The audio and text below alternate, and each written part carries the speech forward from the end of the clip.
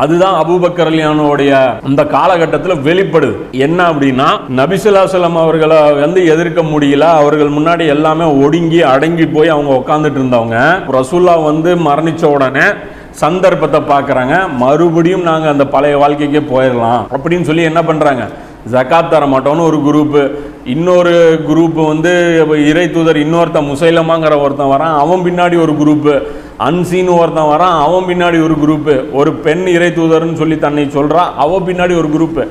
எதற்காக இந்த மக்கள் அவங்க பின்னாடி போனாங்க? அப்போ நபி ஸல்லல்லாஹு அலைஹி வஸல்லம் அவர்கள் இடத்துல உண்மையிலேயே இவர்கள் பாசமாக இருந்தாங்களான்னு கேட்டால் கிடையாதுங்கிறது இதுலேருந்து புரியுது. சந்தர்ப்பம் பார்த்தாங்க, சந்தர்ப்பத்துக்கு பார்த்தாங்க, இது இப்போ ரசூலாவும் நம்மளால் எதிர்க்க முடியாது, எதிர்த்தோம்னா அடியோட காலி ஆயிடுவோம், காலங்காலமாக நம்ம வாழ்ந்துட்டு இருந்த இந்த பகுதிகளை விட்டுட்டு நம்ம போக வேண்டியது வரும். அப்போ நமக்கு நல்லது எதுன்னு பார்த்தீங்கன்னா அமைதியாக இருந்துக்குவோம். ஒரு கட்டம் வரும்போது நாம் இது பண்ணிக்குவோம். எப்பயுமே ஒரு சமுதாய புரட்சி ஏற்பட்டால் எப்போவுமே பாருங்கள், அந்த எதிர்த்து இருக்கக்கூடிய அந்த கூட்டத்தினர் முற்றிலும் ஒடுங்கிலாம் போயிட மாட்டாங்க, பதுங்கித்தான் இருப்பாங்களே தவிர அழிஞ்சு எந்த ஒரு எதிர் சக்தியும் அழிந்து விடாது. எதுவும் பார்த்தீங்கன்னா அந்த எழுச்சி வீழ்ச்சிங்கிறது மாறி மாறி அது வந்துகிட்டே இருக்கும். ஒரு இடத்துல அமுங்கி இருக்கும், மறுபடியும் அது எழுச்சி வெளியே வரும். அப்படி தான் அது சுழற்சி முறையில் வந்துட்டு இருக்கும்.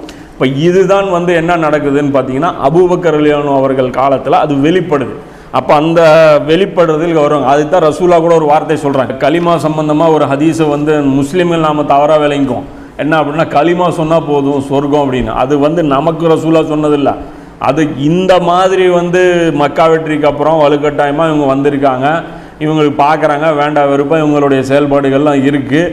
அதை பார்த்துட்டு தான் ரசூல்லா சொல்கிறாங்க, யார் அல்லாவை நம்பி லா இலாஹ இல்லல்லாஹ் என்று மன விருப்பத்தோடு கூறினாரோ அவருக்கு சொர்க்கம் அப்படிங்கிறேன். இது மாதிரி தம்பி நீங்கள் ஏதோ வந்துட்டீங்கன்னு சொல்லி இஸ்லாத்தில் இருக்காதீங்க. அதே நீங்கள் மன விருப்பத்தோடு நீங்கள் முஸ்லீம் ஆகிட்டீங்க அப்படின்னா கண்டிப்பாக உங்களுக்கு சொர்க்கம் இருக்குது அப்படிங்கும்போது அப்போ தான் அபூ ஹுரைரா ரலியல்லாஹு கேட்பாங்க, திருடினாலும் விபச்சாரம் செஞ்சாலுமா அப்படின்னு. அப்போ ரசூலா சொன்னாங்க, ஆமாம், உங்கள் வாழ்க்கையில் இதுக்கு முன்னாடி நீங்கள் திருடி இருந்தாலும் சரி, விபச்சாரம் செஞ்சுருந்தாலும் சரி, நீங்கள் சொர்க்கத்துக்கு போகலாம்பாங்க. அதுதான் அந்த பாருங்கள், அந்த திருடினாலும் அந்த வார்த்தை ஏன் கேட்குறாங்க, இந்த கிராமவாசிகளுக்கு தான் அது குறிக்கும். ஏன்னா அவர்களுக்கு திருட்டு தான் தொழில்.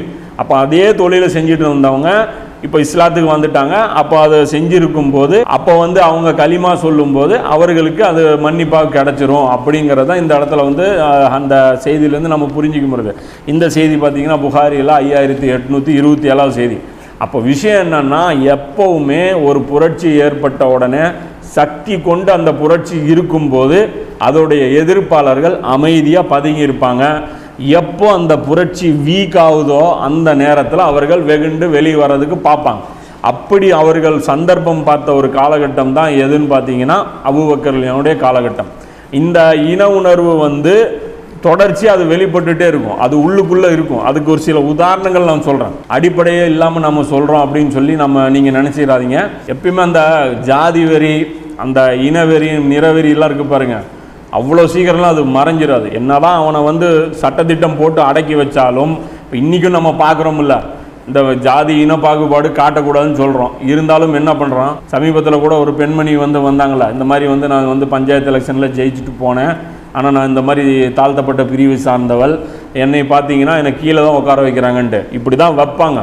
ஏன்னா அது என்ன சட்டத்துக்கு பயந்துட்டு வேணால் அவங்க நாங்கள் சமமாக நடத்துகிறோன்னு சொல்லி சொல்லுவாங்களே தவிர, ஆனால் உள்ளுக்குள்ளே அவர்களுடைய உள்ளத்தில் அவ்வளோ பெரிய ஒரு வெஞ்சன்ஸ் வச்சுருப்பாங்க.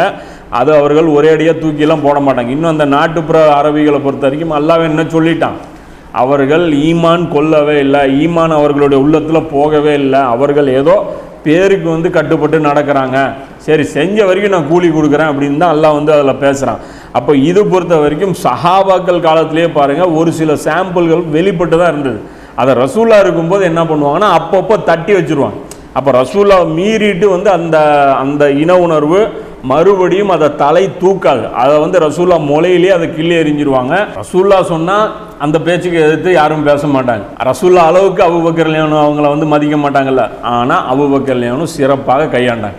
அங்கே தான் விஷயம். இதுதான் நம்ம சொல்கிறோம். என்ன அப்படின்னா, இந்த இடத்துல அபூபக்கர் ரலியல்லாஹு அவர்கள் தவிர வேறு யாராவது இருந்திருந்தால் அந்த அளவுக்கு சிறப்பாலாம் ஹேண்டில் பண்ணியிருக்கவே முடியாது. அவ்வளோ கஷ்டமான வேலை. இந்த மாதிரியான அந்த படிப்பறிவு இல்லாத அந்த மக்களை வந்து மேய்க்கிறதுங்கிறது. பல படித்தரங்கள் சொன்னல, அந்த மேலே இருக்கிற அந்த டாப் லேயர் வேணால் அது ஃபுல் அண்ட் ஃபுல் கட்டுப்பட்டுரும்.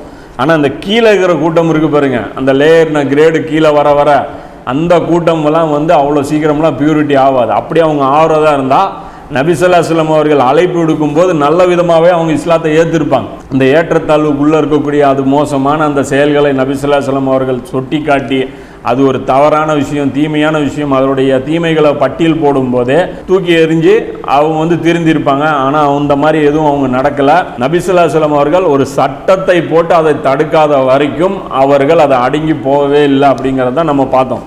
அப்போ இதில் பாருங்கள், சஹாபாக்களுடைய அந்த காலத்தில் நடக்கிற ஒரு நிகழ்வு. இது புகாரியில் 4757 ஹதீஸ். பின் முஆத் ரலியல்லாஹு அன்ஹு அவர்களுக்கும் கஜ்ரஜ் குலத்தை சார்ந்தவருக்கும் பார்த்தீங்கன்னா அந்த இடத்துல ஒரு வாக்குவாதம் ஏற்பட்டுருது.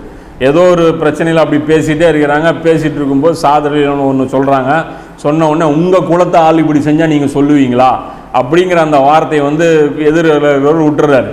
அப்போ இது வாக்குவாதம் முட்ட உடனே பெரிய லெவலில் ஒரு கைகளப்பு அளவுக்கு பள்ளிவாசலில் நபி ஸல்லல்லாஹு அலைஹி வஸல்லம் அவர்களுடைய முன்னிலையிலேயே பள்ளிவாசல்லையே பெரிய அளவுக்கு ஒரு கைகலப்பு ஏற்படுற அளவுக்கு போகுது.